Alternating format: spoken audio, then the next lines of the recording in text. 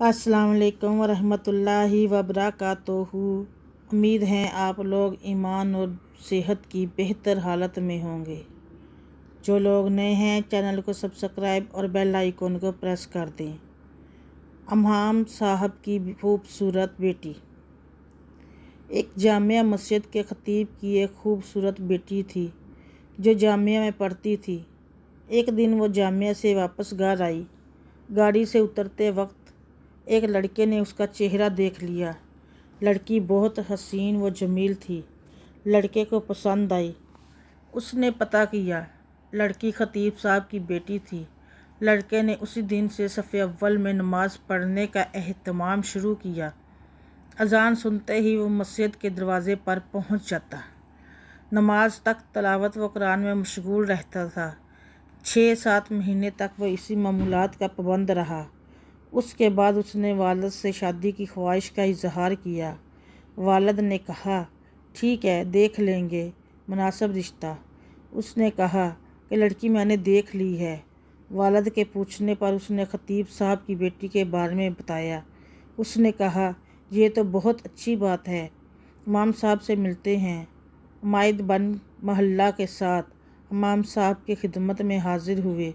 इमाम ने लड़के के बारे में पूछा। उन्होंने उसी लड़के की तरफ इशारा किया।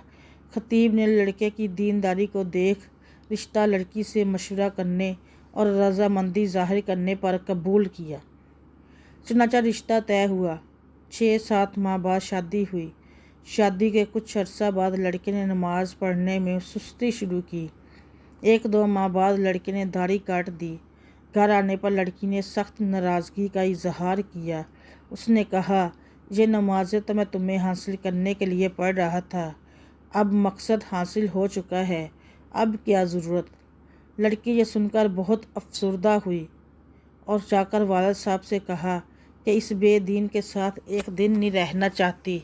ये मामला महकमा अदल तक पहुंच गया। काजी ने दोनों में तफरीक का फ़ैसला किया। लड़का बहुत परेशान हुआ। उसने बहुत कोशिश की लेकिन लड़की को दोबारा न पा सका। लड़के ने एक जादूगर से मदद हासिल करने का फ़ैसला किया। जादूगर ने बड़ी रकम अदा करने का मुतालबा किया। लड़के ने सारे पैसे पेशगी अदा किए। कुछ दिन गुजरने के बाद जादूगर मज़ीद पैसों का मुतालबा किया। लड़के ने फिलफौर वो भी अदा किए और कहा कि काम हो जाना चाहिए, पैसों की फ़िक्र न करें। 1 माह के बाद जादूगर ने लड़के को बताया, आ जाओ, अपने पैसे ले जाओ, तुम्हारा काम किसी सूरत में मुमकिन नहीं है। जब वो लड़का जादूगर के कमरे में पहुंचा तो जादूगर एक बड़ा चाकू हाथ में लिए खड़ा है। लड़के ने हैरत ज़दा अंदाज में पूछा, ये क्या कर रहे हो? जादूगर ने कहा कि मुझे कत्ल कर दो वरना वो कत्ल कर दिए जाएंगे।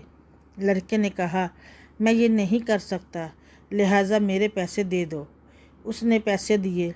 लड़का पैसे लेकर भागने लगा। पुलिस वाले ने लड़के को परेशान हालत में भागते हुए देखकर गिरफ्तार कर लिया। पैसे जब्त कर लिए।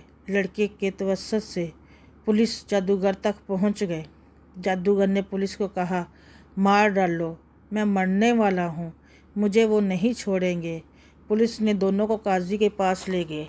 काजी को जादूगर ने पूरी कहानी सुनाई कि हम इस्तेदाद बल शयातीन के ज़रिए जादू का अमल करते हैं और कामयाब हो जाते हैं। लेकिन इस लड़की पर जब मैंने ये अमल किया और शैतानों से मदद हासिल करने की कोशिश की तो इस घर की हिफाजत पर फरिश्ते मामूर थे। फिर मैंने दूसरा अमल किया, तब भी फरिश्ते मामूर थे, लेकिन पहले से तादाद में ज़्यादा। उसके बाद मैंने रईसुल शयातीन से मदद लेने की कोशिश की। इस बार जब वो घर के पास गए तो वहाँ फरिश्ते खड़े थे। इस दिन के बाद से अब मुझे वो शैतानी गुरु मारने पर तुले हैं। काजी हैरान हुआ।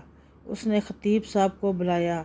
जब इमाम साहब तशरीफ़ लाए तो उन्होंने पूछा, क्या अमल करते हो कि फरिश्ते आपके घर की हिफाजत पर मामूर है? उसने पूछा, क्यों, क्या हुआ?